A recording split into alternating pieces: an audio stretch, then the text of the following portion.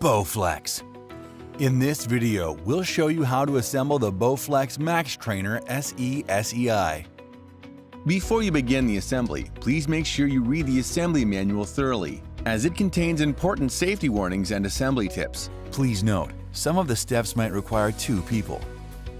Begin by selecting an area where you are going to set up and operate your machine. For safe operation, the machine must be located on a hard, level surface. Please allow a minimum work area of 70.9 inches by 54.5 inches. Be sure that the workout space you are utilizing has adequate height clearance, taking into consideration the height of the user. See the assembly manual for a complete parts list. A right R and left L decal have been applied to the parts to assist with assembly. Select pieces of hardware may have been provided as spares. Be aware that after proper assembly, there may be remaining hardware. The following tools are included with your assembly. A pair of scissors or a box cutter is recommended. Step 1. Unboxing the Max Trainer SESEi. This procedure may require 2 people. Begin by cutting and removing the packing straps if present. With the box near the intended workout area, open the top flap and safely cut the corners of the box. Be sure not to injure yourself when cutting the box with scissors or a box cutter. Keep hands and fingers away from the motion of the scissors or box cutter at all times. Be aware that the box has shipping staples which can be harmful. Keep your hands and fingers away from them at all times. The box can be used to protect the flooring. Step 2. Unpack all of the parts and packaging from around the main assembly, leaving the main assembly and the parts under it in place. Some components of the machine can be heavy or awkward. Use a second person when doing the assembly steps involving these parts.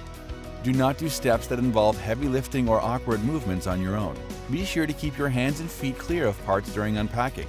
Remove all parts. Keep the area clear immediately around the box. If your machine is in 2 boxes, the main assembly is in box 1.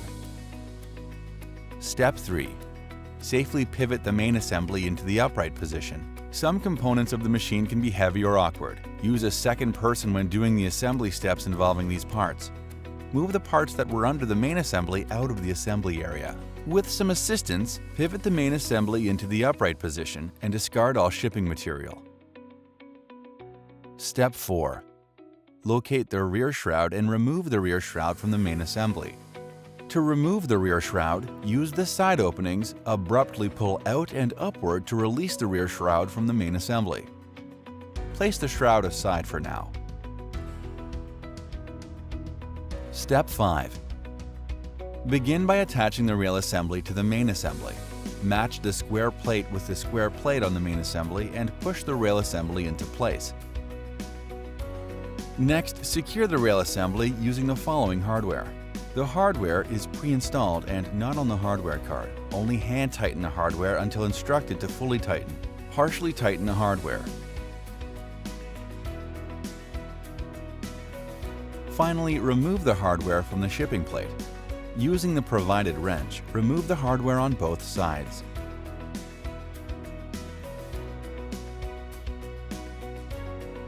Step 6. Carefully lift the frame assembly from the shipping plate and attach to the stabilizer assembly. Use a second person when doing the assembly steps involving these parts. Do not do steps that involve heavy lifting or awkward movements on your own. Lift the frame assembly from the interior of the pivot assembly as indicated. Discard the shipping plate and mount the frame assembly onto the stabilizer assembly. Matching the holes on the stabilizer assembly, slowly lower the frame assembly into place. Next, secure the frame assembly using the provided hardware. Both A screws are the longer screws and go on the front of the machine as shown. Hand tighten all hardware for now. Once all hardware has been hand tightened, fully tighten all hardware, including all hardware from previous steps.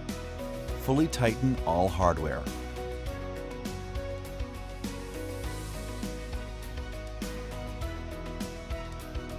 Step 7. Begin by attaching the legs to the frame assembly. Secure the legs using the following hardware. Be aware that the legs are connected, and when either of these parts move, the other does as well. Slide the wave washer first, followed by the legs and hardware. The legs should rest on the rail assembly. Fully tighten the hardware using the provided wrench.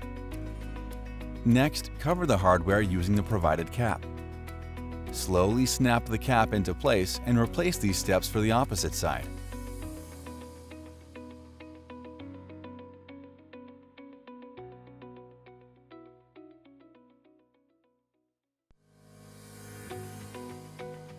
Step 8. Begin by removing the foot pads from the foot platforms. Set the foot pad aside for now. Next, remove the pre-installed hardware from the foot platforms. Remove the hardware using the provided Allen wrench. Then attach the foot platforms to the pedals. Matching the 4 bolt holes, slowly push the foot platform onto the pedal. Secure the foot platform using the previously removed hardware. Fully tighten the hardware using the provided Allen wrench. Next, reattach the foot pad. Slowly snap it into place. Repeat these steps for both pedal assemblies. Step 9. Begin by attaching the pedal assemblies to the frame assembly.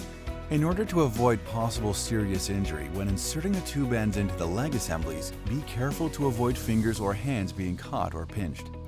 Secure the pedal assembly using the provided hardware. The bolts go on the outside as shown.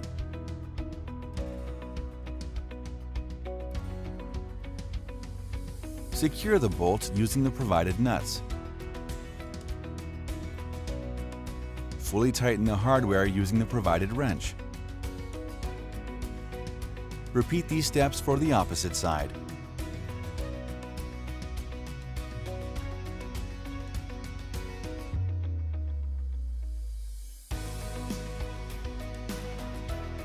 Step 10. Begin by locating the top shroud. Please note, there are 5 tabs that will secure the top shroud. Slowly snap the top shroud to the frame assembly. Step 11. Begin by attaching the handlebar assembly to the frame assembly. Matching the side holes, slowly push the handlebar assembly into place. Next, secure the handlebar assembly using the provided hardware. Install the hardware on the sides first. Hand tighten the side hardware for now. Do not fully tighten until all hardware has been started. Partially tighten the remaining hardware, then fully tighten all hardware using the provided Allen wrench. Once all hardware has been tightly secured, insert the plugs to cover the hardware. Slowly snap the plugs into place.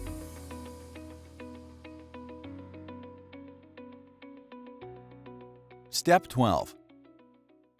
Begin by locating the console assembly.